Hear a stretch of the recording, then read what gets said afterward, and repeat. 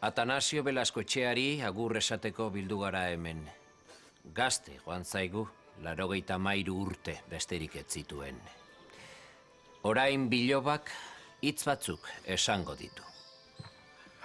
Jainkoa, entzun, aitona txapeldu, familiak ez du barkatuko. Ixo! Tekarri hori! Sentitzen dut, oso minduta dago. Bai, bistan da barrutik atera zaio. Egin dezagun notoitz Atanasioren arimaren alde. Gure aita... Gure aita! Zeru eta!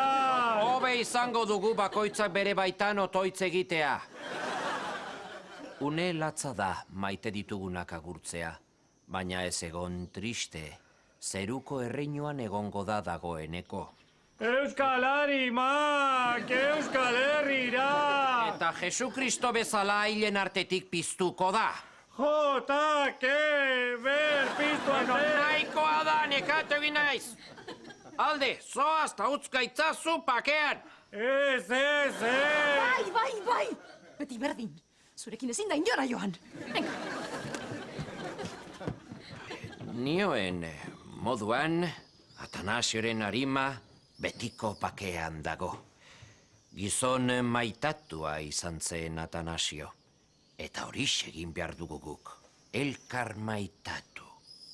Monagilloa da, zure maitan...